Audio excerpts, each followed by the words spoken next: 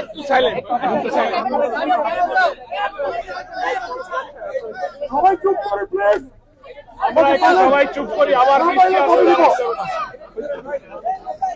হ্যাঁ, কি নিয়ে আসলে আপনি শুরু করেন। আচ্ছা, আমরা সাংবাদিক বন্ধুগণ আসসালামু আলাইকুম। আমরা কিছুক্ষণ পূর্বে মার্কিন যুক্তরাষ্ট্রের সহকারী পররাষ্ট্রমন্ত্রীর সঙ্গে শুভেচ্ছা এবং মত বিনিময় হলো। আমাদের সম্মানিত আমিরে জামাত ডক্টর শফিকুর রহমানের সঙ্গে মত বিনিময় হয়েছে। এক্ষুনি তিনি মত বিনিময়ের উপরে খুব সংক্ষিপ্ত ব্রিফ করবেন আপনাদের সঙ্গে। আপনারা একটু প্লিজ সাইলেন্ট থাকবেন, তাহলে শুনতে পারবেন। ওকে, আমরা সাইলেন্ট, সবাই সাইলেন্ট। জি, আসসালামু আলাইকুম। আপনারা ইতিমধ্যেই জেনেছেন মিডিয়ার মাধ্যমে এবং এখানে এসেও জেনেছেন যে আমেরিকার দুইজন ডেপুটি অ্যাসিস্ট্যান্ট ফরেন সেক্রেটারি আজকে আমাদের দেশ ভিজিট করছেন।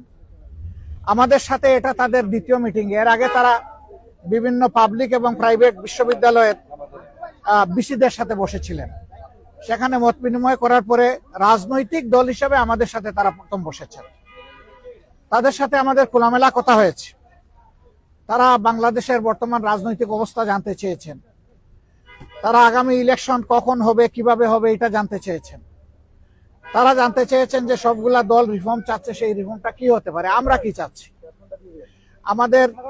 আমরা যদি আগামীতে দেশের দায়িত্ব পাইতে হলে আমাদের ইকোনমিক পলিসি এবং ফরেন রিলেশনটা কেমন হবে। তারা রিজিয়নাল বিভিন্ন বিষয়ে, আঞ্চলিক বিষয়গুলো আমাদের কাছ থেকে জানতে চেয়েছেন। আমরা এই সমস্ত বিষয়ে তাদের সাথে খোলামেলা কথা বলেছি। তারা মাইনরিটি ইস্যু নিয়ে কথা বলেছেন। তারা এখানে ওমেন্সদের রাইটস নিয়ে কথা বলেছেন। তারা লেবার রাইটস নিয়ে কথা বলেছেন। আমরা এই সবগুলা বিষয়ে তাদের সাথে কনভারসেশন করেছি। এর পাশাপাশি আমরা তাদেরকে অনুরোধ করেছি যে আমাদের দেশ এখন একটা ক্রিটিক্যাল জাংচারে আছে, একটা ক্রুশিয়াল টাইম পাস করছে।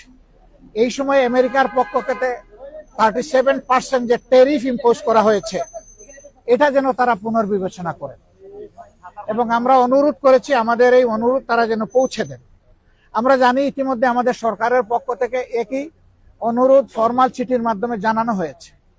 আমরা আশা করি যে তারা এইটুকু উপলব্ধি করে আমাদেরকে সহযোগিতা করবেন এবং আমরা কমিটমেন্ট বলেছি যে অলরেডি আমরা ডেমোক্রেটিক নর্মসের উপরে কমিটমেন্ট।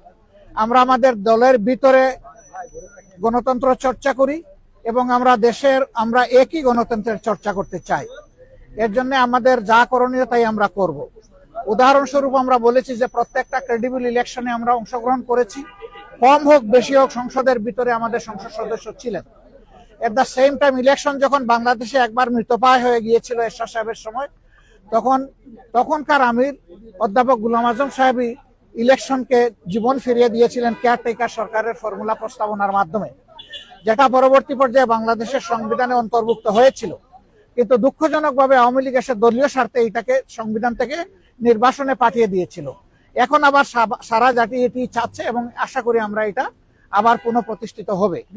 আমরা আগামী নির্বাচনটা পিয়ার ভিত্তিতে করতে চাই, যেটা ইতিমধ্যেই আমরা বলেছি, আপনারা জানেন। কেন চাই সেটাও আমরা বলেছি, আপনারা জানেন, নতুন করে বলার দরকার নেই। তারা শুধু এতটুকু জানতে চেয়েছেন যে আমরা কখন এই নির্বাচনটা অনুষ্ঠান দেখতে চাচ্ছি। আমরা বলছি যে সরকারের প্রধান উপদেষ্টা বলেছেন যে তিনি এই বছরের ডিসেম্বর অথবা আগামী বছরের জুনের মাধ্যমে ইলেকশন দেবেন। আমরা তার কমিটমেন্টে তিনি ঠিক আছেন এটা দেখতে চাই। আর আমাদের ভিউ হচ্ছে যে এটা রমজানের আগেই শেষ হয়ে যাওয়া দরকার। ওই জুন পর্যন্ত অপেক্ষা করলে তখন বর্ষা, ঝড়, ঝাপটা, বিভিন্ন ধরনের প্রাকৃতিক দুর্যোগ আসবে, তখন আবার ইলেকশনটা অনিশ্চিত হয়ে যাওয়ার আশঙ্কা দেখা দিবে। আমরা এই জন্য চাচ্ছি ওই আশঙ্কার আগেই, রমজানের আগে যাতে এটা হয়ে যায়, আমরা সেটা আমাদের মত। আমরা বলেছি যে এরকম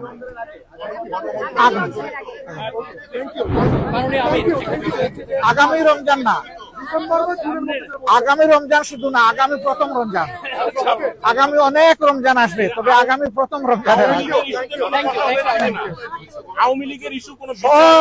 সব ইস্যু আমরা বলেছি যে যাতে ট্রমাটাইজ, এখনো হাসপাতালের বেডে অনেকে পড়ে আছে, এখনো শহীদের মারা, সন্তানরা, স্ত্রীরা কান্নাকাটি করে। এই অবস্থায় আওয়ামী লীগের বিচার অবশ্যই হতে হবে, তবে আমরা বিচারটা চাই যে ফেয়ার বিচার। থ্যাংক ইউ, ধন্যবাদ, থ্যাংক ইউ, এতটুকু।